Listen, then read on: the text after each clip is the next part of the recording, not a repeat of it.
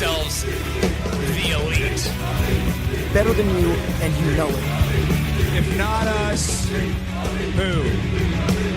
And if not now, when? We don't care about race or gender or sex or religion. If you're an elite athlete, we want you. They want an alternative. They want something different to watch. Change the world. We are going to change the whole universe! They saw what wrestling was and realized what it could be.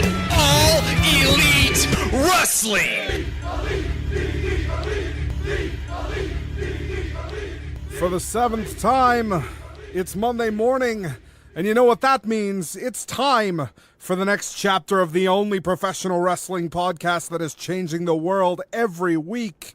This is Seeing the Elite, an AEW podcast. I am your host, Bryce Reed. I am joined by my friend, my co-host, my tag team partner, Mr. Jonathan Davis. What's up, buddy? We are 3 weeks from Double or Nothing in Las Vegas, Nevada. If you're joining us for the first time, welcome.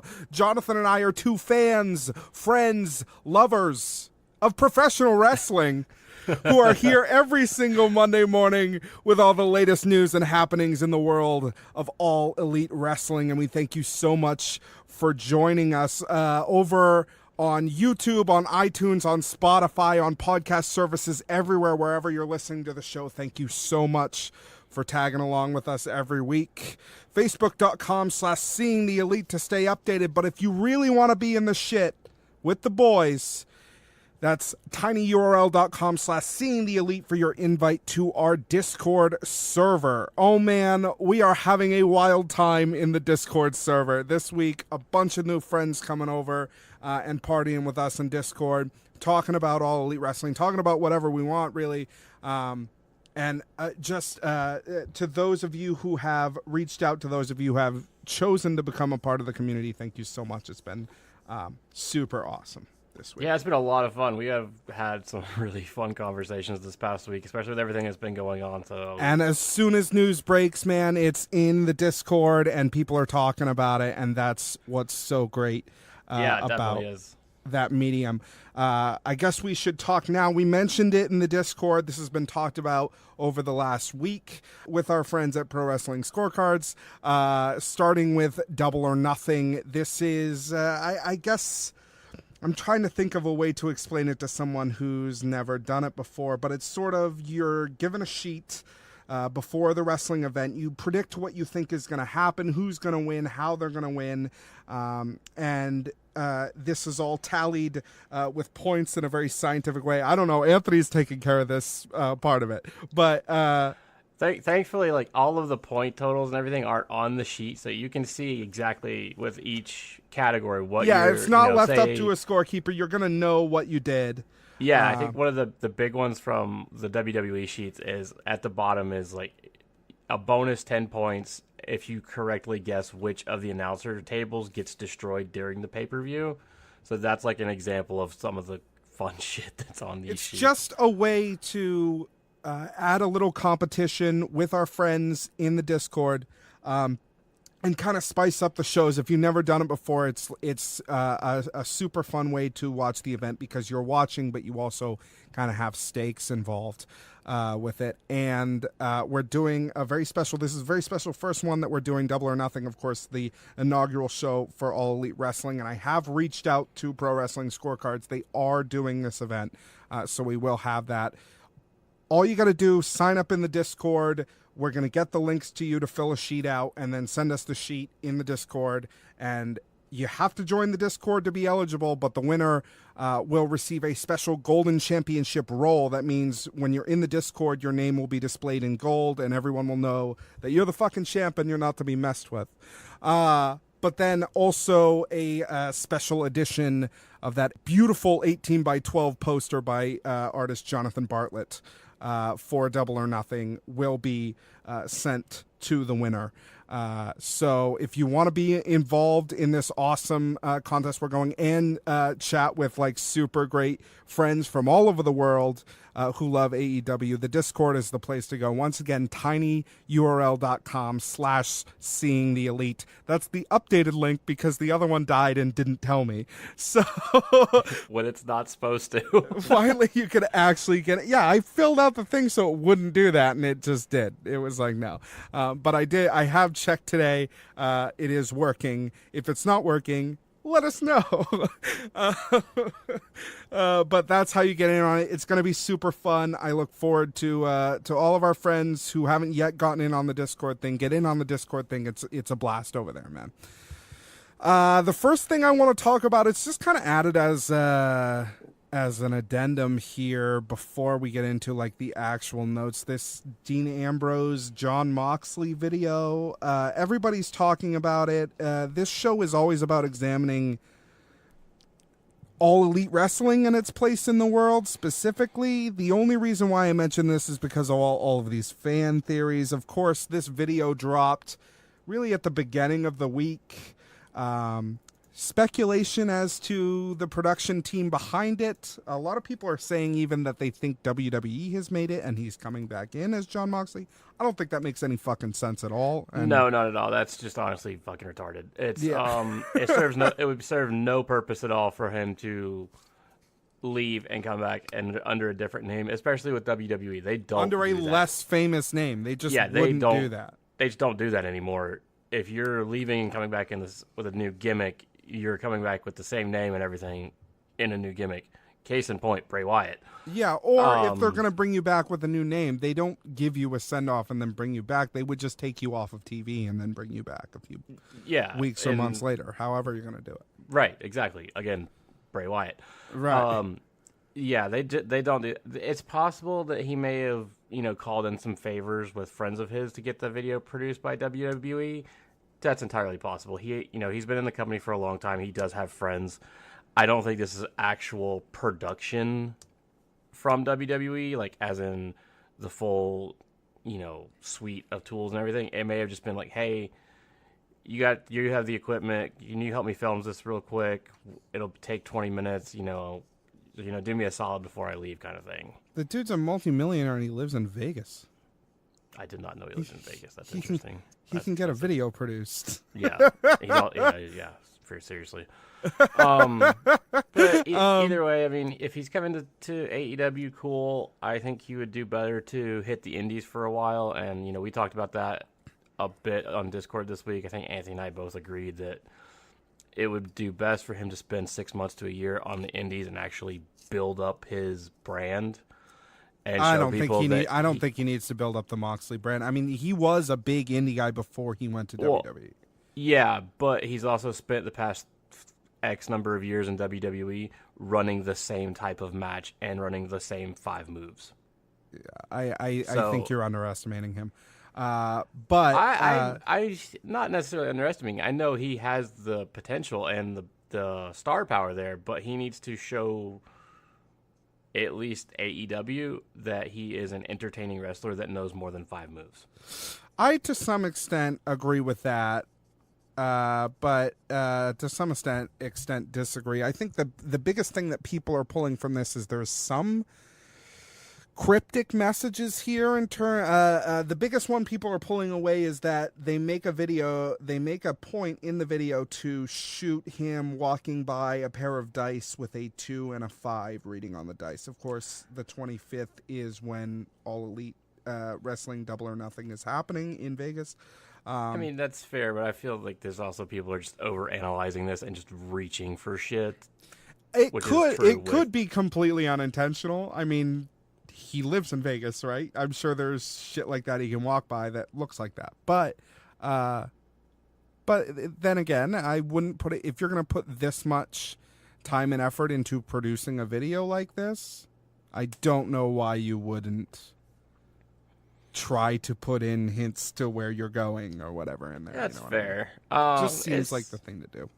It's going to be interesting. If he's going to be a Double or Nothing, he should be in the Battle Royale or just like make an appearance. I don't think they should just add him I don't to the think card? I don't think he's being given a match. I think if he then- arrives at AEW, it will be like a spot just at the end. a or some spot to shit. challenge somebody in some regard, or a run-in of some kind. Yeah, I'm fine. I would be fine with that because I think his first actual match should be either at Fyter Fest or Fight with for the Fallen, because that's gives them the time to build to a match. Or further out than that, who knows? I Yeah, mean, even so further is so fine. little of the Fight for the Fallen card is actually announced right now that we'll have to see on that. I mean, like post Double or Nothing, we have like what 3 matches total announced. Yeah, look that Pulling up. it up right now. Being the elite number 149, we're not we're not young like we used to be. These long titles, I can't handle it. Yeah. We're gonna get into this. Go ahead. So we have 3 matches at Fyter Fest and 2 matches at Fight for the Fallen announced currently. Right, Fight for the Fallen is Kenny and Shima, and Brandy. Brandy and Allie. Allie. Yeah, and then Fyter Fest is Jabali versus Michael Nakazawa, Cody versus Darby Allin, and then the Elite of Kenny and the Young Bucks versus Pac and the Lucha Bros. God damn, that's gonna That's be a a fucking monster. match. That's a fucking match, dude. Why can't we go to this? God damn it. God, I hope. Well, you gotta hope if they're doing that 3 weeks before in basically the same city, right? Like they must have something for Fight for the Fallen that's fucking great. What's interesting is that's the day before that Mucha Lucha Atlanta event. Yeah. Man, I hope they don't fuck up the Lucha Bros too bad. Well, apparently Impact almost fucked up Pentagon this week, but Impact also almost fucked up Phoenix the day before. no, hold on. I watched that match. Phoenix Okay, I know. almost fucked himself up, dude. Fair enough, but still. It's like, He almost fucking pencil dived on the fucking steel, dude. Oh my god. regardless, within 24 hours, both Lucha Bros tried to truck themselves at an Impact event. Being the elite number 149, we're not young like we used to be. See, I get it on the second try. The episode opens with a promo from the Lucha Brothers as they sit upon a bench in the locker room. There are no subtitles, and the two of them carry on for some time before being rudely interrupted by Trevor and Anthony, the two waving fingers that are always naysaying that we see on these Being the Elite episodes. So where'd you find the names for them at? Because I'm curious. Just, dude, you have no idea. Whenever somebody shows up, because, like, we covered Lucha Underground for years, and so, like, anybody who was on that show or whatever, like, I know those guys, right? Yeah. There's a lot of times where people pop up in these Being the Elite episodes, and I'm like, who the fuck is that guy? And how am I going to find out who he Weekly is? basis, buddy. What it's called, right? But I want the show to be really well researched for the people who listen, because it means so much that they listen. I pride on the show being really well researched on everything, and so I have to fucking look up the names for these guys. And sometimes I'll see a guy and I'm like, I know who that fucking is, but I'm like, I know the video where they mention the name, so I gotta go watch that. I don't want to let people into my process, because the more I talk about it, the more insane I seem. But I found the names out, and I'm glad you pointed it out, because I'm proud that I was able to find names. Yeah, because like I never mention them. ever. It's just like, oh, okay, so the Bucks are talking in funny voices. That's fine. Okay. But yeah, Anyway. like later in the episode, there's that random guy who's talking to Peter Alvarez, and I'm just sitting there like, okay, cool. Who the fuck are you, guy? But I know that Yeah. again, that was a guy I was like, I know that guy. I gotta go find his name. Anyway, so the great line from Trevor and Anthony is, I asked for a promo, not this bullshit gibberish. Listen, I don't habla Espanol. The guys that do this stupid show are too cheap to add subtitles. Just great stuff like that. 100% correct as well. Yeah, that's when it got real funny because I started recognizing some of the words that they started saying, and I was like, "Oh, that's not nice." Yeah. Penta yells at him, "Chinga tu madre," "Chinga tu puta madre," which is "fuck your mother, fuck your bitch mother," right? Just immediately, Trevor and Anthony are chased out of the locker room as we move into the title sequence. Just a great segment once again, elevated by Penta's ridiculous seriousness about everything, right? Yeah. Like he's the perfect guy to throw into a comedy sketch like this because there was nothing funny about Pentagon. There's no humor in that character whatsoever in such a great way, but it's like trying to throw it's a bad example because he later did comedy stuff when his body was all fucked up. But like early Stone Cold Steve Austin into like a comedy thing would be like, what the fuck? No, he's just gonna kill you. Yeah, right. It was great though because it was just a funny segment, and it also pushed along the match at Double or Nothing because they were giving a promo about the Young Bucks.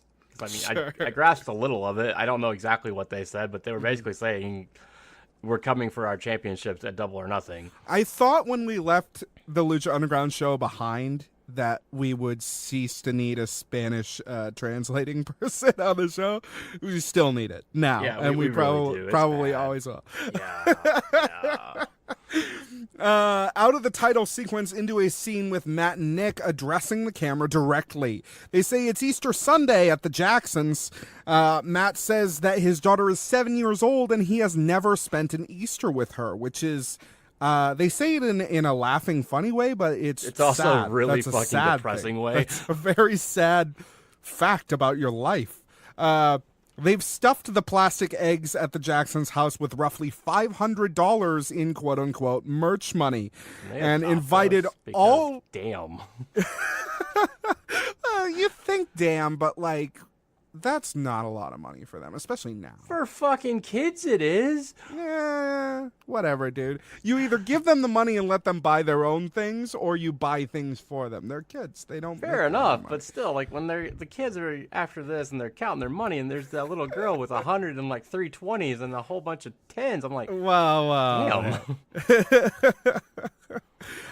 They've invited all of the children of the family to partake in the hunt, so all of the cousins and whatnot are also there, which helps make sense why there's a little more money going around. The next scene opens with the librarian, that's pretty Peter Avalon, standing next to a ravine when Brandon Cutler... Again, I had to look it up. Approaches and asks for a selfie.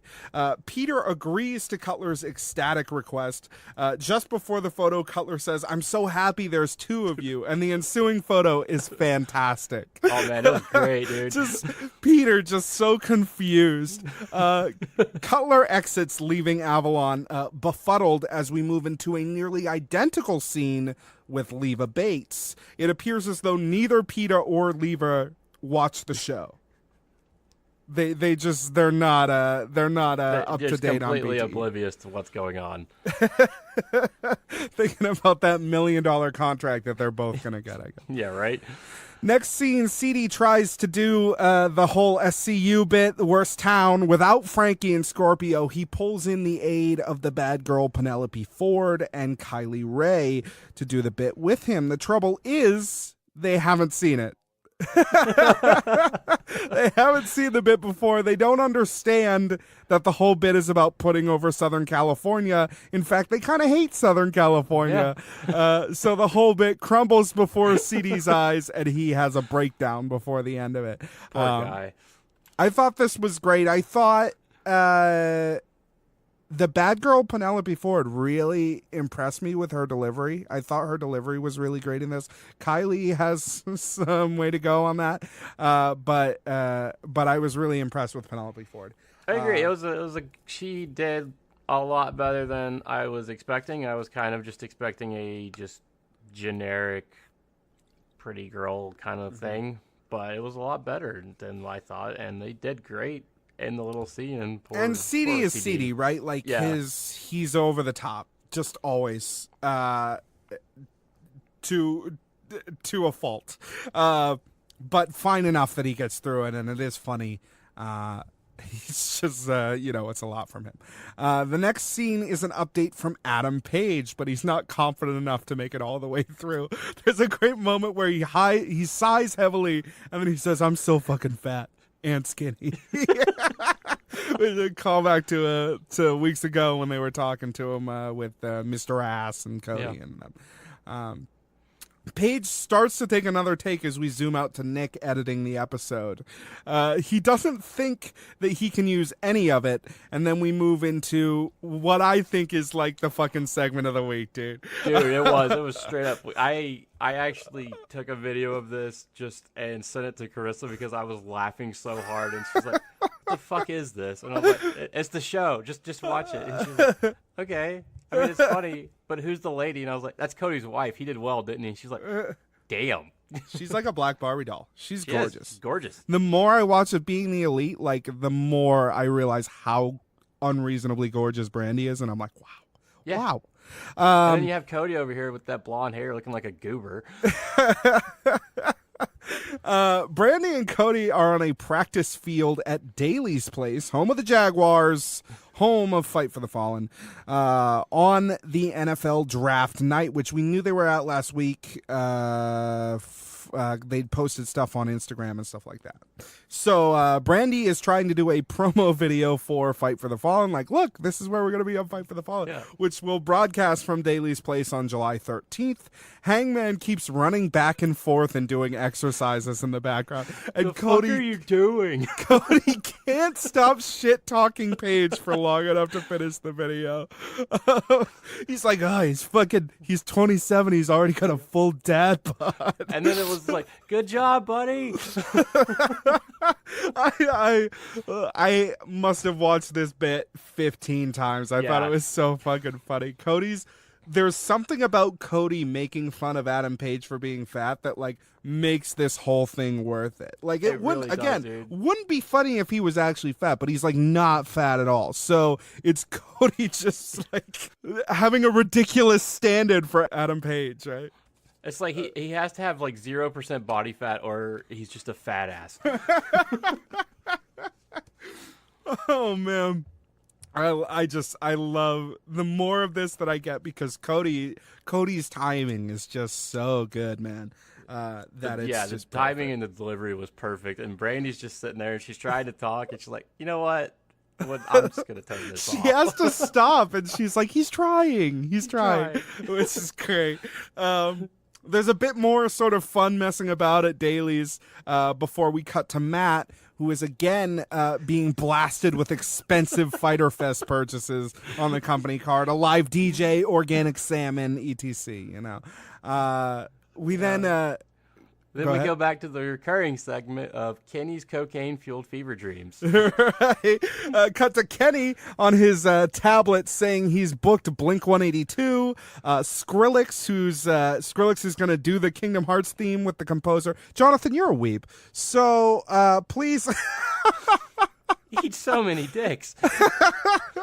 I knew exactly what he was talking about. I know the song. I've heard the song. It's a really good song. But yeah, he was just like, "Yeah, I've got Skrillex and Hikaru Itada, and we're gonna do the Kingdom Hearts theme. It's gonna be great." And it's like, yeah, that makes sense for the audience. That's great. For that audience, yeah. Yeah, it's perfect. But I don't think you booked Skrillex, buddy. You are way out there. He says that's fine. All of that's fine, but he really wants to have an Arrow cast reunion, which is I don't know why so it's weird. A reunion. Show's still airing. Oh, well, that makes it even funnier. I don't know enough about this show to really know these jokes because it's followed by a string of like Arrow cast jokes that are probably a lot funnier if you've seen the show. Jonathan, you're a weeb and you've seen Arrow before. Yeah. Yeah, what's your point? I would be down to hear the Kingdom Hearts theme played live. I would actually, not just for this, but I would actually like to hear it played live. I want to see how it's different. The Arrow thing was funny. I haven't watched Arrow in a number of years now, but those jokes some of them were funny, others were just like really deep cuts, but it was also like, I don't think you'd really have to try hard to do this. I think you could just call Amel up and be like, hey, can you get some of the guys for the thing? And oh yeah, we'll let you wrestle a match, and boom, it's done. Yeah. Wouldn't take much. Kenny then changes the call over to the villa guy, asks if he can rent an additional villa because he has, quote unquote, oodles of cash to spend. And for seemingly no other reason than fuck it, buy another one, you know? Yeah, I'm hoping like the fallout from this is during Fyter Fest. There's internal strife with the Bucks and Kenny, and they just like, what the fuck, man? I hope Why'd you that spend during all our money. Yeah, I hope that during Fyter Fest, like, there's a bunch of stupid shit in the first, like, 10 seconds, and then, like, there's no Titantron or anything like that. No, it's just a ring. It's just like, right, like, even the ring is, like, really shitty. Like, he forgot to spend money on, like, the things they actually need for the show, you know? But, yeah, That's you what have, like, a 2-minute montage of just the buffet and the villas and right. all. Yeah, dude, it'd be great. In the next segment, Matt and Nick enter Fit Body Boot Camp in search of training from Dustin Bogle for their match with Pentagon and Phoenix. Cue the Rocky montage, which goes on for a while in this episode. And it's a little longer than necessary, but yeah, it was fun. At least they're changing it up every 15 seconds or so. Yeah. Matt says it was a good workout, despite how blown up he is. And he thinks that before they go, they need to brush up on their lucha libre. They drop into really just a flawless lucha sequence for just a few seconds before calling it a day. We then move into the final segment, which has me excited just because I love the best friends. Matt and Nick sit down after their workout. They receive a video call from Trent Beretta. Trent goes, oh, both of you guys are there. Nick replies, yeah, we do everything together. And Trent goes, oh, okay. Yeah, it was so weird that he was like, okay, that's strange, guys. But I love how in their phone they do actually have it as Trent question mark. Question mark. Yeah, Trent is almost like the Cody situation, although different because Cody can't actually use his name. Trent was Trent Beretta on the Indies, went to WWE where he was Trent Beretta, and then sort of got drummed out of NXT for whatever reason. I think due to injury. He was injury prone. Makes sense. And so now he goes by Trent, but everybody knows that it's Trent Beretta, right? Yeah. Just like Cody goes by Cody, but everybody knows that he's Cody Rhodes. Yeah. I mean, they had a good run in New Japan, didn't they? Or am I thinking yeah. I mean, they've been all over the place, man. They've done all right, but I think. Let me get through the rest of the segment, and then I want to talk about it. Trent asks the Bucks, since we're just a few weeks away from Double or Nothing, if they know what the best friends are supposed to be doing on the show.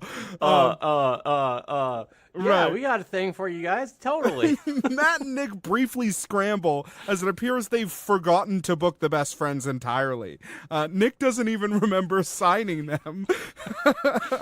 But they offer Trent and Chuck spots in the pre-show battle royal. It is interesting. They're saying pre-show battle royal here. I don't know if they've used that vernacular before, but it does point to they've always said over the budget battle royal. This is them saying there will be a pre-show. This will be on it. Yeah, that was the first time that they have actually said pre-show. It's always been over the budget, which is reminiscent of All In because the Battle Royale was on the quote-unquote pre-show.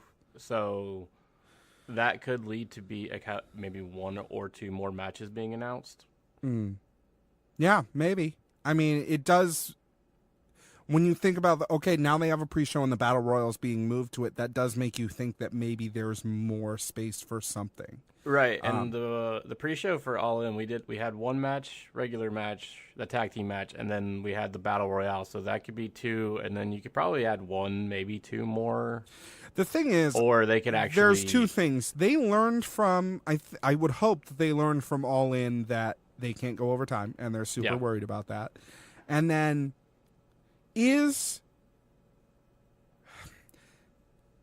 I think they are of the understanding, like the NXT sort of formula now, where 2.5, if you're going to have 2 to 3 hours, right? Mm-hmm. Then 5 excellent matches with plenty of time for each match is better than Just 8, packing it through, yeah. where 4 of them are okay and 4 of them have as much time as they should have, right? Right. And that also gives them time to do other segments, which will help AEW along. So I think they may add maybe one more match, especially or just shift something to the pre-show, but it may just be this is the card and we're going with it. So they offer her, both of them, pre-show battle royale spots. Trent is clearly super disappointed to hear this, and he sells it super well. He does his best to conceal it from Matt and Nick, and he's like, "I'm just happy to be here." It's cool. It's cool. He says, "I'm just happy to be here," like 3 or 4 times in a row, which is great. Matt and Nick hang up, and Trent has a small nervous breakdown as he lights a cigarette.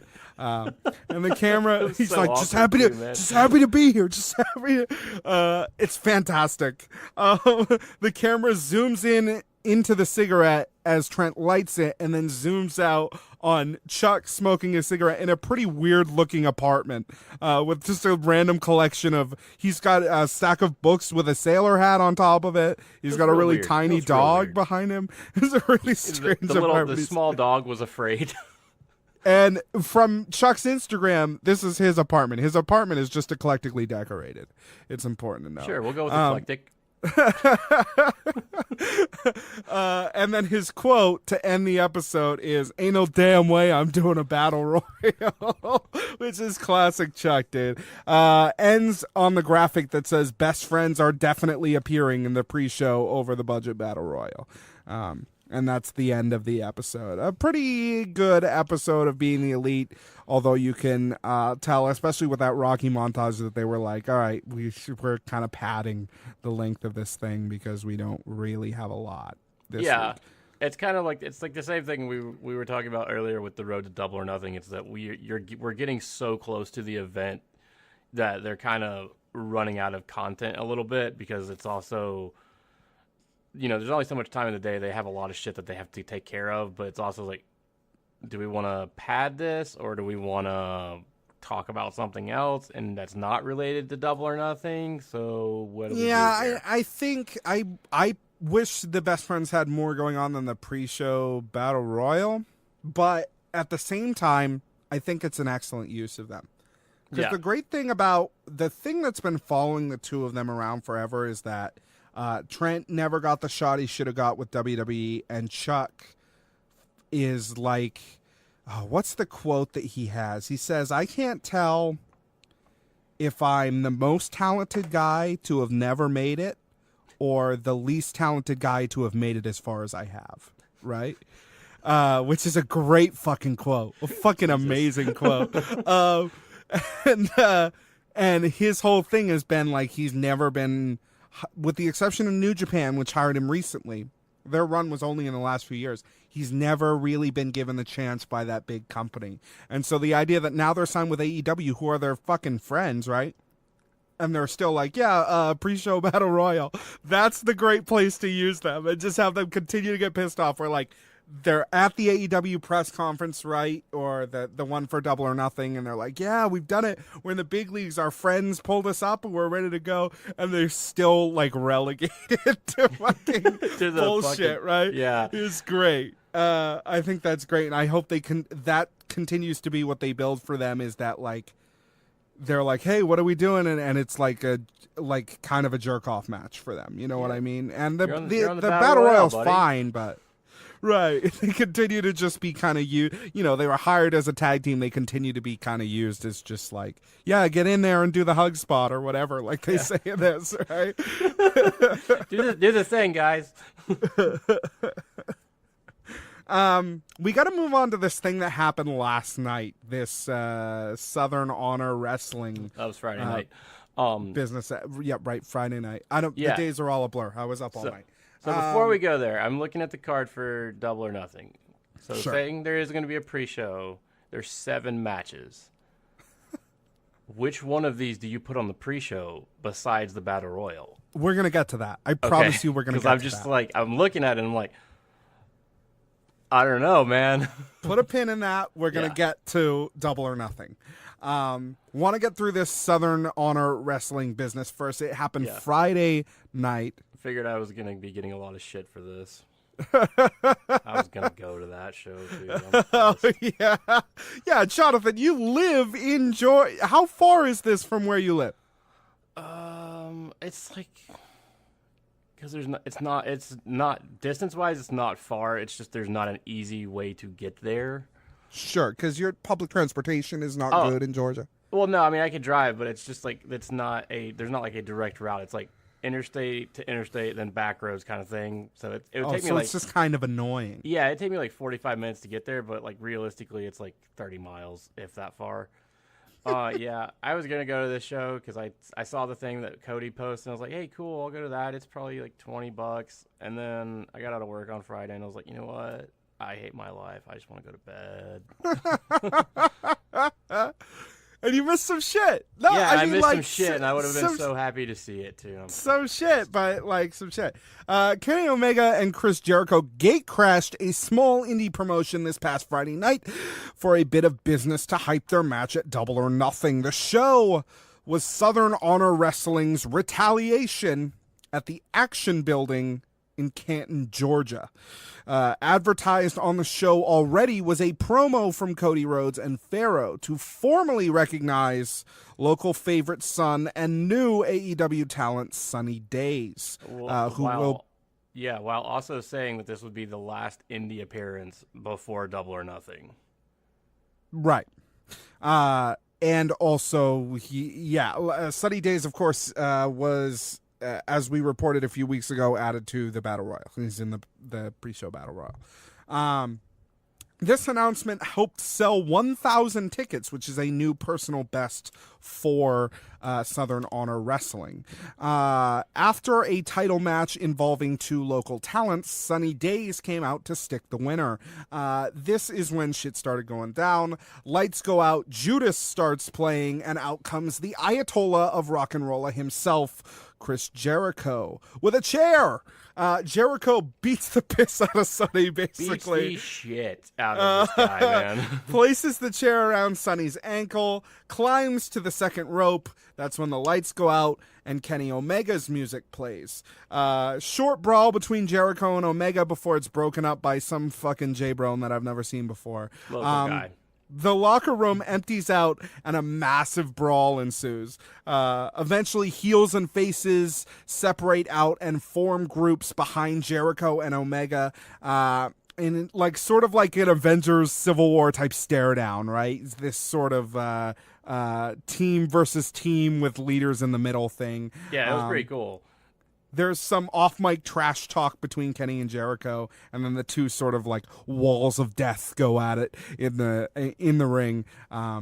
Faces win, heels get beat up, Jericho leaves, and then Kenny sort of cuts a promo for the promotion about how much he's glad to be back in Georgia and all this shit. Fans with almost no mention of Jericho. It was some house show type business, which I feel like is a missed opportunity. I would have liked to have seen something more happen between Jericho and Omega. It kind of seems like the Jericho and Omega thing, the only reason they even touched was because it would get picked up by the dirt sheets. And not necessarily because because I didn't feel like after this match there was some new revelation that had me more hyped for their match at Double or Nothing in any way whatsoever. No, I mean I'm still pretty hyped for the match because I think it's gonna be really, really good either way. And sure. It made me a little bit more excited that but if you're watching all of this stuff, it does increase that excitement because what I'm saying is I don't think my excitement level was affected. That's fair, yeah, because it's more for me than like okay. We've had these shitty voicemails from Jericho. That's going to pay off. I think had we had time to wait for the road to Double or Nothing, we'd probably have a lot more to talk about here. Yeah. But, we don't. Who the fuck knows when they're going to post that shit. Yeah, they haven't even said. Usually they post them on Fridays. They were late last week. This week they haven't even told us when it's going to happen. Yeah. So we're recording as late as we can, but if that's we got to put the show up, So. Yeah, last week they actually said like, "Hey, we're going to post this at 6:05." So I was like, "Okay, cool. We can, hold off and do what we can there." This one, it's a lot of cool stuff. I think, Kenny's promo afterwards was really hyping up Double or Nothing, and that's this is the premier event of AEW. This is the inception of everything. Sure. So I think it's gonna lead to some stuff. Maybe I think the road to Double or Nothing is gonna be very interesting today. Whenever that drops. If it drops today. But like I said, this is gonna be. I think they're building to a match, but like if you're not watching all the stuff already and you're not hyped on this, I don't think this is gonna change anything. I do love this idea of like utilizing indie shows in this way, though. Yeah, I do. Sort of letting the media do what it's going to do anyway. Yeah, exactly. It gets some name recognition to the indie promotions. It gets some a little bit of story content built for AEW while they don't have actual story content. They don't have to pay for hardly any of it, right? So yeah, it's great. They just go on somebody else's shows because they know if they go on somebody else's shows, immediately 1,500 camera phone videos are up on the, and that's fucking what happened, right? So yeah, and what this tells me is what we need to be paying attention to until there's an actual TV deal.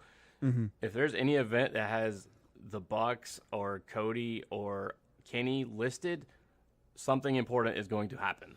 Right, which ups their market value tremendously while they're still doing that, right? Like it's win for everyone. I think it's a super smart idea. I think it's the type of smart idea that really surprises me with how forward thinking it is. Yeah, I agree. For people that have been in the business as long as they have, like that's what excites me is when they come out with these ideas that are like super fresh because they finally have the resources to do it. You know what I mean? Yeah. It's annoying for me because this is the second time at an event in Georgia, Atlanta, that I was like, oh yeah, I'm going to go to that. Last time I had a real excuse. We had some really bad weather. So I was like, okay, I'm not going to get stuck in the middle of nowhere, Atlanta to go see the Lucha Bros when I could see them again anytime because they're doing all kinds of shit. And then the Bucks showed up and they got added to AEW. And then this one is like, I knew, like, this is going to be important somehow. Otherwise, Cody wouldn't fucking go. Even though he lives in Georgia, right? I'm pretty sure. He does. But... I know generally, like, where he lives. I don't know exactly where he lives, but it's like, it's not. Just look for a really nice pool. That doesn't help anything. No, but yeah, I know kind of where he lives, but it's also, it's not terribly close to him, but it's also like, okay, yeah, this is local enough that... Close enough he doesn't have to get on a fucking plane. Yeah, and if he wasn't going to do something, he wouldn't just show up. Right. Sunny Days, it's important to note, is a performer at Southern Honor Wrestling, like all the time he's on all their shows, is also the editor for Road to Double or Nothing, which is probably why it's not up yet because he's been busy doing some other shit apparently, sleeping, like getting his ass kicked by Jericho. getting Jericho beat up check. his editing arm, I guess. As he's also, I believe, the editor for Southern Honor Wrestling, and I believe he does some DDP yoga stuff as well. So that's the connection here. Yeah, and I think it's just great that they're giving, all this guy just such a great opportunity to do this because they could have just hired anybody to do this stuff, and they're like, yeah, you do editing for DDP. He's got high praises for you. Come on, let's do this too. Yeah, man, and he's doing an excellent job. Yeah, because I really think the Road to Double or Nothing series is, if that continues to be the vision for how they do this show, then it's fantastic. The stream passes I got to talk about for StarCast 2 because the prices have changed. Yeah, I wasn't aware of this until I was reading the notes, and that's kind of annoying. So this is the situation. And we'll talk about why they've done that. I mean, I think it's fairly obvious why they've done this in a lot of ways, but the stream passes offered by FIGHT, the FIGHT app for StarCast 2 have been given a price change. Previously, as we reported, the prices were set at $15 for each of the 4 days or $60 for all 4 days. This has changed as the price for day 2, which features the Double or Nothing press conference and weigh-in, as well as other marquee events like the Roast of Ric Flair, has increased to $40 on its own. Days 1, 3, and 4 remain at $14.99. And the 4-day pack remains at $60. Specific events can be purchased, but they are priced at full day pricing. So events on days 1, 3, and 4 are $14.99, while any single event on day 2, such as if you wanted to just buy the roast of Ric Flair, it would cost you $39.99, which at that price, again, you might as well buy the whole day. Yeah, that's stupid. I don't know what the fuck they're thinking doing that. I guess there's why even offer single event pricing at that point? There's no point doing it. Either way, I'm looking at the schedule for day 2. There's one thing on the schedule that has to be removed because I think we talked about it last week that Terry Funk is no longer going to be participating. Yeah, Terry Funk's not going to be there. So that panel's off. Mm-hmm. Other than that, really don't see anything that justifies $40. Yeah, the press conference and weigh-in, I feel like, is going to be important. I'm not happy about paying the $40, but I don't understand. I could see them putting that out somewhere else, though. We'll see. We'll have to see if they will or not. Maybe. I guess the Arn thing is driving the price up and the roast, but like you and I talked about. Here's the thing. The $60 full weekend pass is now an actually good deal, right? Yeah. If you care about a lot of this content. Like, if you want to see the Sting thing and you want to see the music thing, they're on different days, right? Like, then at that point, and you want to see the Double or Nothing press conference, at that point, you are actually saving a significant amount of money by going with the full weekend pass. Yeah, because it's like it's because like 60 versus 85. Right. That said, I do not think that day 2 is a twice as good and then $10 day to any other day. You know what I mean? Like, the difference between $15 and $40 is significant. Yeah. It's a significant difference. And I don't think the difference in quality of what they have lined up is really all that significant. In fact, there are events on the other days that I actually think are more interesting. Rather watch. Yeah, I agree. I mean, I side A, I do like they have the times listed here now, and everything's on Eastern time, and which kind of makes me happy that I don't have to stay up till 10 o'clock to watch the press conference. Yeah, nice. So that's nice. Other than that, I mean, I'd like to see the Sting thing, but I don't care about watching JR and Lawler. That's just going to be fucking infuriating. Yeah, I don't care about that shit. Arn, I would like to see that, but again, and the press conference is good, and then the roast, I don't give a shit. It's not going to be entertaining. Here's the thing with the press conference. I think that if it's being offered here on pay-per-view, I would be fucking shocked if it's anywhere else for free. Now, I think that would be the smartest thing. I don't know why they're doing it this way. I would put that shit on Facebook Live and get as many people looking at it as possible, or on your YouTube channels. Which is exactly what I think is going to happen. I would think that until there's $40 on this fucking day, and there's no way that they think the roast of Ric Flair is what's pulling people in for $40 close to this monumental event. They have to. The reason for the price increase, unless they're fucking out of their minds, has to be the weigh-in, right? I understand that it's Conrad, and I understand Conrad has a deep infatuation for Ric Flair as a public figure. I get that, but there's no way he's looking at this card and going like, people are going to pay twice as much as any other day plus $10 because the roast of Ric Flair is on it, and not because of the fucking press conference and the weigh-in. Unless the only legit thing I can think of is I can see why they increased it for the press conference. Unless the thing for Arn, they had to pay him a ridiculous amount of money. That's the only justification I can make for this. I don't know, man. Also with Conrad's obscene obsession with Ric Flair. Maybe there's something going on we don't know about, but I would have to think that that's the.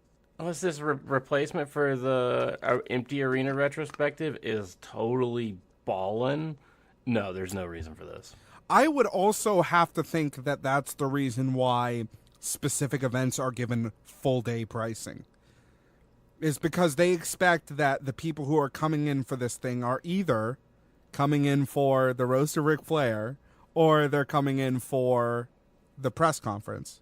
Yeah. And maybe they want both, but maybe they don't. They way, figure dude. they want everybody who's watching anything to pay that $40, and I think they're betting that people will pay that. I probably will end up doing it. There will be people that pay it. The thing I'm looking at is like, this.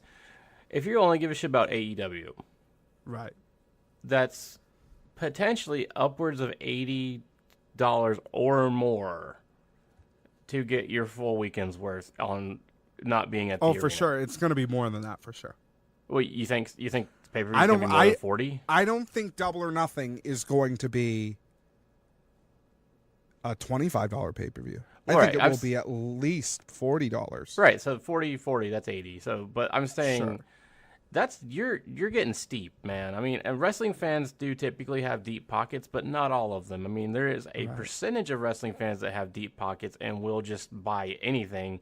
But there's also people, kind of like me, is like I'm very particular with content that I will consume and fork out money for. And I'm being honest, $80 or more for a weekend is getting steep because I can justify spending $40 or $50 on Double or Nothing. It's something I'm really looking forward to. Spending $40 on this press conference, yeah, probably it's hard, man. I mean, I'd like to see the Sting thing, but at this point, it's like, you know what? I don't really need to see the Sting thing. Right. Especially considering you can probably get it other places. It'll probably be on the podcast at some point. Right. Because I know Shivani has a podcast. And that's the other thing is everything on this weekend is a podcast. You think the roast is going up as a podcast somewhere? Oh, well, not the roast, but they'll sell the roast. I could give a fuck about the roast, but like the empty arena thing, all the two things on Thursday, the Sting thing, Nitro 83 weeks, that's a podcast. The JR thing, JR will put that on his podcast because why wouldn't he? Yeah. I hope I'm wrong. I think it's foolish to put the press conference and weigh-in behind this event that's all about getting more eyes on the product behind a $40 paywall. I think that's really foolish. That said, they're using Conrad's place, right, to do the thing, and I wouldn't be surprised if the condition is they have to put it behind this fucking paywall. That said, it's not like they don't have bargaining power with Conrad, considering the whole reason this event is even able to happen is because of them. He's in the backyard of fucking Double or Nothing, right? Like, let's not forget that. But yeah, I mean, just looking at the only thing I can honestly see not being on a podcast is Arn, the roast, obviously the press conference, and the Bret Hart thing. Mm-hmm. Everything else is a podcast. Yeah. I don't know. I think he's got a lot of content there, and if you're interested in hearing about that era of wrestling again, for the love of God, just get that weekend pass. That's the best way to do this. I think the weekend pass is the best value out of all of this. I think where you're paying $40 for just one day, if you're interested in this type of content, unless you looked at the events and you don't like anything else, I think at the point where you're paying $40, you might as well just pay $60. Just pay $60 and get 3 times more content on top of it, right? Then watch it at your leisure. Don't because you do get watch this infinite all replays. On that weekend. No, just space this out, and make it worth your time. Don't try to watch all of this on that weekend. Right, you will get infinite replays. Yeah. For however long Fight keeps that up. I'm really not familiar with how their infrastructure works. It says lifetime, but that's until. What does that mean? Yeah, it's like the lifetime of who? It's also like Steam says you get everything for the lifetime, but yeah, it's until Steam dies. Seems like it's probably pretty soon. I don't know about that. I don't know. Epic just bought Rocket League, dude. It's still on Steam. Let's move on to our next piece here. Shima announces his 2 partners for his 6-man match with SoCal Uncensored at AEW Double or Nothing. This comes to us via Mark Middleton for WrestlingInc.com. They already have a team name, too. That's exciting. It is. He states Oriental Wrestling Entertainment announced earlier today that CIMA has chosen his two partners for the team of AEW versus Team OWE, 6-man match at All Elite Wrestling's Double or Nothing. CIMA will team with L. Lindman and T-Hawk to face SoCal Uncensored's Christopher Daniels, Frankie Kazarian, and Scorpio Sky. AEW Double or Nothing takes place on Saturday, May 25th from the MGM Grand Garden Arena near Las Vegas, Nevada. It's not near Las Vegas, Nevada. It's in Las Vegas, Nevada. There is no near. It's on the fucking strip. Yeah, you cannot get any closer.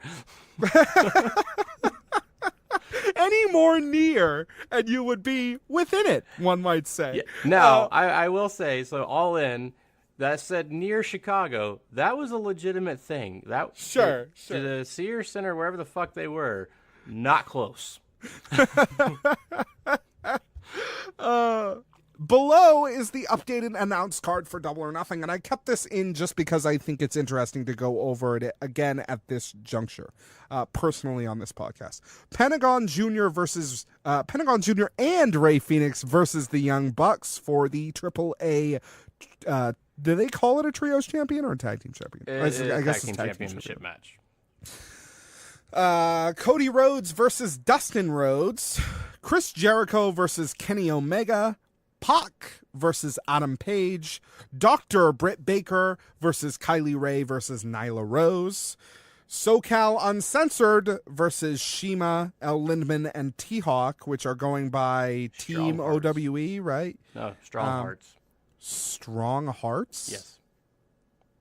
Like Kingdom Hearts? No. You're such a dick. Hey, man, I don't explain the names, man. I just read them off Wikipedia. It's like one of those weird names like you have in New Japan, too. Yeah. Watch me stumble through the Japanese words in the next segment. And, of course, the pre-show over-the-budget Battle Royal, which will feature Chuck Taylor, Trent Beretta, Joey Janela, MJF, Brian Pillman Jr., Glacier, Ace Romero, Sunny Days, Brandon Cutler, Kip Sabian, Sunny Kiss, and more to be announced. Now, your question earlier about what would I move to the pre-show. Yeah, so you have 7 matches. One of them is the Battle Royale, so you have 6 left. The only thing I could honestly justify moving... 6-man. Yeah. That's it. Everything else is That's what I would worthy. move. Yeah, because I wouldn't want to move the women there because that sends the wrong message. Pac and Adam Page will have a good match, I think a great match. Everything else is a main event. Yeah. Like fucking anywhere. So... Anywhere and then some, and it's just the main card of this pay-per-view is so stacked, dude. I wouldn't be surprised to either see the 6-man move to the pre-show or see another match added there. I think there's going to be one more added.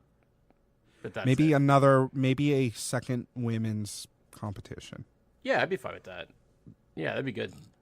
I could see a that. Singles women's competition between somebody, I don't know, someone on the women's roster, you know. Let's move on to our final piece of news here. And no, it's not Chris Jericho's yard sale that he had yesterday, although that was pretty funny. You had a yard sale? He had what he called an estate sale, but it was a big yard sale. Did they have anything good? Well, apparently he had a bunch of shit that he was selling. Bitch, because he was moving. It was in Florida. He lives in Florida. Hey, sometimes they do yard sales on the internet. I would have bought something. No, it wasn't on the internet. Oh, it was all day, and like hundreds and hundreds of people showed up. He like posted a video about it on his Facebook the day before. Probably had to get rid of and all like those so extra many people clipboards he showed had. up that it was like in the paper and shit. That's so funny, dude. He probably had to get rid of all those clipboards. he had a clipboards and scarves and shit. Just like 6 giant boxes of clipboards. Hey, buy anything, you get a clipboard. Yeah, he had a bunch of signed books and stuff like that he was selling, and some like he had like life-size standees of himself in his house, which is hilarious. and stuff like that. So a bunch of stuff you might imagine Jericho would have, but then a bunch of like regular house shit like China and stuff like that he was scared of. Because he's moving. He's moving to he's upgrading his home. But the news we're going to talk about today is Chris Jericho returns to New Japan Pro Wrestling, challenges Okada at Dominion. This comes to us via Brian Rose at f4wonline.com. Super down for this, dude. Says Chris Jericho has shocked the world yet again by appearing via video at this morning's NJPW Wrestling Dontaku event in Fukuoka. Well done. I'm trying. I really am trying. Nailed it, buddy. Jericho appeared on the screen following Okada's successful title defense against Sanada. Jericho called himself the Painmaker, which is great. That's fucking great. And said that that at Dominion he would take the IWGP heavyweight title away from Okada. He repeatedly said that he would win as the video ended. This video was whack. He was drawing shit all over his face, very creepy. And then the end of the video was pretty funny with him just going, I'm going to win. I'm going to win. I'm going to win. It's a great video. He's not a crazy person at all. Yeah, Fine. he's really just coming apart at the seams, Chris Jericho. This money is going to his head. Chris Jericho, the dick, as he says, on the telephone. Despite signing with All Elite Wrestling earlier this year, Chris Jericho's contract allows him to continue to work dates for New Japan Pro Wrestling. He last appeared for the promotion on January 4th, dropping the IWGP Intercontinental Championship to Tetsuya Naito at Wrestle Kingdom 13. Thank you, Jonathan. Which Jericho... we all thought was his last match or engagement with New Japan. No, I heard yes, but I heard recently somewhere that there's actually quite a number of dates left on his contract that they could pull him for, which is interesting that they've sat on it this long. Jericho signed with AEW a few days later on January 8th. He is scheduled to face Kenny Omega, who is also allowed to work New Japan Pro Wrestling dates in the future. This I did not know. At AEW Double or Nothing on May 25th at the MGM Grand in Las Vegas, Nevada. New Japan Pro Wrestling Dominion will take place on June 9th at Osaka-jo Hall. Now, this is interesting because June 9th is about 1 month before Fight for the Fallen on July 13th. And I believe... It's about 4 weeks before Fyter Fest as well. True, and I believe there are no dates in between either for New Japan where they would need that title. Usually not. After Dominion, they usually, from what I remember, they take about a month or two off because they actually care about their talent and they give them actual breaks in between. This is usually one of the times because I remember the Bucks usually... They would fly over for about a month and a half for the Dominion run, and then they'd fly home, rest, and then do PWG. So it's very interesting. I'm very curious about that Kenny can still work New Japan dates. That makes sense. Honestly, he is a Japanese resident, as far as I'm still aware. So I see what you meant when you were talking earlier this week about this being an interesting potential relationship, and I really hope it is, man. I hope we can get Okada in AEW. Dude, imagine Jericho wins the belt on June 9th, and then there's a rematch on July 13th. Dude. At Fight for the Fallen, between Chris Jericho, who is scheduled to appear at Fight for the Fallen, and Okada. Which I thought was a concert. Yeah. Well, fucking imagine that, man. That would be insane. It'd be fucking nuts, dude. That's it. Yeah. They could sell the event on that. Yeah, they should have more, but they could sell it on that. Yeah, not that they really need any help selling tickets for this, but yeah, just saying Jericho versus Okada for the heavyweight title Yeah, that's selling everything out. It's Man, good that's- for New Japan Pro Wrestling. It's good for AEW. If they don't do that, I'm like, why didn't you do that? So the thing that could put a damper on this is I don't know how ROH's deal with New Japan is, because they've had that partnership for a very long time, and I believe, this is just my speculation, that the New Japan guys are exclusive to ROH for U.S. broadcast. That may be a thing. That may be the only reason why this stops.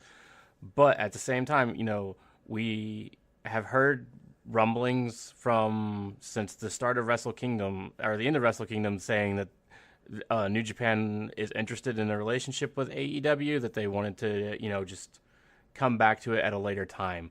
We haven't heard anything since that. So they could be announcing something like that, as well as ROH, because if we're being honest, ROH is kind of dead in the water right now. And at least for All In, we had ROH championship matches at All In. They used a lot of ROH's infrastructure to do All In. So, there's... I think I wouldn't be surprised if ROH doesn't play ball, but I think it's a fucking bonehead move if they don't. I think them at this point being like, you can't use our talent because it's like, dude, are you fucking kidding me? Like, the best thing that I think ROH can hope for in this new landscape, because let's be real about it, there's not going to be space for anybody else once AEW is here. It's going to be AEW and WWE until one of them folds. That's how this is going to go. There's not going to be space in a big way for anybody else. The best that ROH can hope for, and I say this with a love for ROH, the best thing they can hope for is to be viewed as AEW's NXT. That's what they can hope for at best. Yeah, and that's still reaching.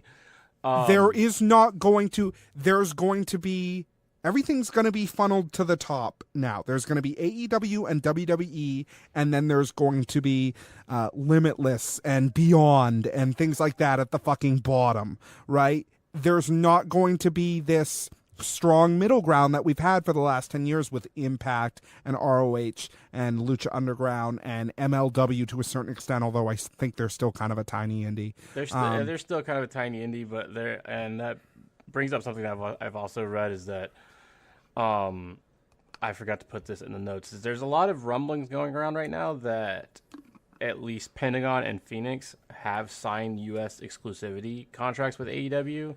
They're real close. Even the guy at MLW has said, I think they're going to go anytime. Yeah, so a lot of the stuff that's supposedly been happening at the Impact tapings this week is to, finish them off for their run, and that makes a lot of sense with the end of the LAX match from their pay-per-view. So that would make a lot of sense. And if, they can still wrestle and be on TV in Mexico and Japan, wherever, but in the U.S., it's AEW, that's it, because they are, finishing out their contracts with MLW. They're supposedly finishing them out with Impact. So if we work a contract like that with other guys, that's saying something, man. That's really putting them on the map, especially with those New Japan guys, because, you can watch New Japan in the U.S., but not really. Yeah, man. Yeah, I think ROH stepping in to be like, don't use our talent at this point is incredibly foolish. They have so much more to gain just by playing ball here. But I would not put making a foolish decision past them, especially in this very heightened time where they no doubt recognize that they're not really going to have a lot going for them moving forward as a company in terms of viability. I guess we could talk about... I didn't put it in the notes because it's focused on WWE and WWE's impact on AEW, and I really try to avoid that when it's not wholly necessary because it's not a WWE show. I pride myself on the fact that this show doesn't really talk about WWE, but only when it's necessary. They're super fucking low ratings this week. And what that means for AEW. It's not really a wholly positive thing for AEW. It's probably definitely factoring into this TV deal that they're assumedly still working on. Who knows, man? That's The fact that WWE is posting like record low ratings now is not good for them in the midst of this TV deal. But that said, it's also think not it's wholly both ways. surprising. I think it's, Go ahead. I think it's both ways, honestly. I think it's not great for AEW as they're trying to get this deal. On the flip side of that, the deal signed. It's done. They can't announce it. That is what it is. I don't give a shit what anybody says. That deal is signed. It's been signed. There is a reason why it hasn't been said, and there's a reason why the Bucks and Cody don't want to say it. And it's probably because they have an announcement plan. They want to do things properly. They also have to respect non-disclosure agreements. Right, they're legally obligated to not say things. So that's that. I'm kind of getting tired of people like, oh yeah, they don't have a deal. They don't have a deal. All this shit. It's like, yeah, they do. have a fucking deal. They have a deal. They've had a deal. I got news for you. If they didn't have a deal, fucking the cons would have just boarded up shop already. It'd be fucking over. Yeah, if they didn't absolutely. have a fucking deal. There's no way they would No, continue to try to make this business work if they couldn't get a deal. Right. They would have done double or nothing, and then they would have said, okay, we tried, this is not happening. Yeah. So yeah, deal's been signed. The other side of it is there is a lot of saturation from WWE, and people especially with how bad the WrestleMania has been the past couple of years. The rest of the pay-per-views are not great. The general decisions on the show are asinine. People just don't want to watch WWE anymore because it becomes you would hope it just becomes that a point they're able to watching put the that same point thing across over and over again. And that those points are true. We could talk all day about WWE's problems, about how continuity doesn't fucking matter at all, so there's no reason to watch week to week. In fact, you're actually kind of discouraged from recognizing how things are moving because they actively go against continuity a lot of the times, which is for a TV show is fucking unbelievable.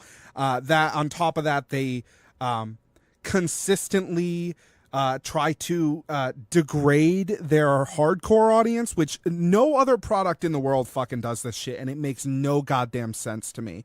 But like, imagine if Marvel came out and people were mad at Marvel for making a movie that where the continuity was really bad and the story sucked, and then Marvel came out and said, well, you're just all a bunch of fucking nerds. How dare you hold us to a high standard? Like, fuck you. Why don't you move out of your mom's basement, you fucking nerd? Don't watch our movies if you don't like them. Like, imagine if a company had that kind. But fucking WWE does that shit literally every week, and it's so ridiculous. It's ridiculous that you would do that and expect to be successful. That you would say, oh, fuck you for caring about our product, for expecting our show to be good. Yeah. How fucking dare you? What are you, an idiot? Like, that's it's preposterous. very pathetic that one of the most popular angles that's going on in WWE right now is Sami Zayn shitting on people. Yeah. And not just people, but the fans. Now, it's entertaining because he's a damn good promo, but that you would actually do this and insult your fans, there's a line to being a heel, and you're pole vaulting over that line. And people can be like, oh, it's so brave, but it's not fucking brave. It's asinine. It makes no fucking sense as a television no other show does that. And it's not like, no other show does that, that's why it's so creative. No other show does it because it's a fucking bad idea. Yeah. You don't want you don't want to tune into a show and be like, why are you here again, you fucking idiot? Yeah. Why would you want that? No. So people watch TV I don't want to focus on WWE's problems, okay? Because I could do a show every week about how much I fucking can't stand the way they run that product right now. But I don't. Instead, I choose to run a show about potentially a product that could be better, hopefully. I think, to be honest with you, I think the more interesting thing coming out of WWE right now is the reports of how afraid of AEW they are. I fucking hope that they are. If they're smart, they're fucking terrifying. Yeah, that is way more interesting to me, as well as the fact that they are doing every single thing that they can to kneecap some of their talent they have under contract to prevent them from coming to AEW. They fucking they fucking put Goldberg on a contract as if AEW was going to be like, we need Goldberg. Oh, he's right? appearing Like, in Saudi Arabia. Right. But yeah, like Luke Harper has been hamstrung by his contract. They've added time to him to keep him from going anywhere. You know, the Kurt Angle thing from last week, the Undertaker thing from last week. They are doing everything they can of how they think they can stop AEW by preventing talent. And it's like, go for it. They don't need those people. Yeah, they don't need any of those Luke people. Harper they would already be great have everybody they in need. AEW. They don't need him. Yeah. Now, every week that goes by and Punk is at some fucking other event instead of at Double or Nothing, I'm like, come on, man. We need you. Come play for the team. Yeah. You know what I mean? I don't know if we talked about it, but we put do your have... money where your fucking mouth is and get back in the fucking ring and be a part of this because it's happening now, you know? It is, man. And I mean, I don't know if we talked about it last week, but we do have confirmation that Punk more than likely, like 99% chance, will not be at Double or Nothing. That being said, he's commentating this event in Southern California. It's entirely possible that it's really going to come down to the timing of things. Yeah. It's entirely possible he could hop on a plane and still appear. He could get on a jet or a whirly bird and be there by the end of the night. It depends on what time the other event starts. That's the thing. Sure. But that's what I mean. It's like 99% chance it's not happening. It's still entirely possible. But I say this as like, a demonstrably huge CM Punk fan, CM Punk Mark. Love everything he does, even when he's being the worst MMA fighter in history. I went to both fights, not live. I went to the chicken wing place that shows the fights, and I watched the fights. Both times I watched him get his ass kicked by a child the first time, and then get his ass kicked by an old stupid person the second time. I watched it both times, didn't like it either time, left dejected both times. Big CM Punk fan. CM Punk, what the fuck are you doing? Stop this shit. Get back in the ring. Do what you're good at. Dude, all I'm asking you to do is what you're good at. I'm telling you, man. I think I've talked about this. There's something. There's a plan. God, I feel like there is, man. Hope so. And then maybe fucking hope so. They may be just fucking with people right now because they've already announced they have, and don't get pissy with me. They have All In 2 planned.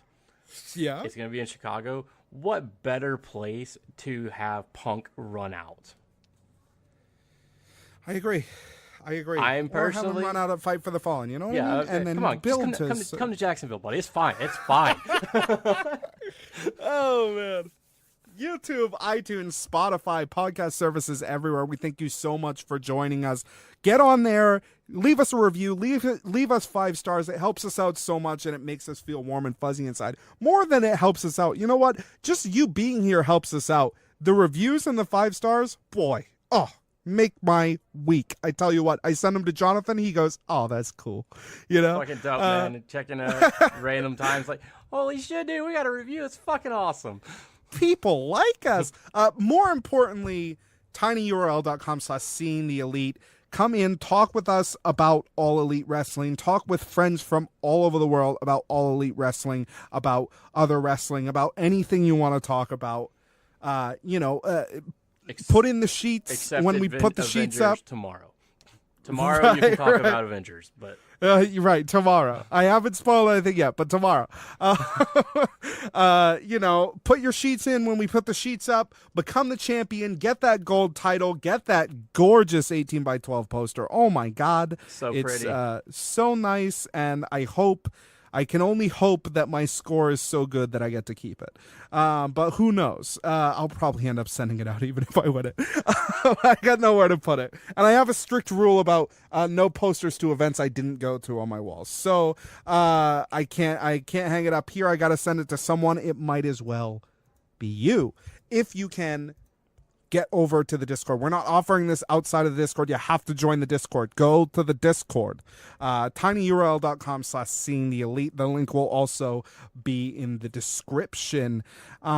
Except yours and Anthony's friend that didn't watch any wrestling at all and still won. Mike, He's my banned. guitar player, Mike. He does. It was him? I thought it was somebody else. No, he's just got mad intuition. Oh, he's dude. banned.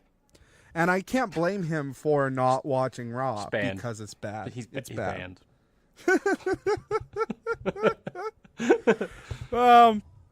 I don't really have anything else to say this week.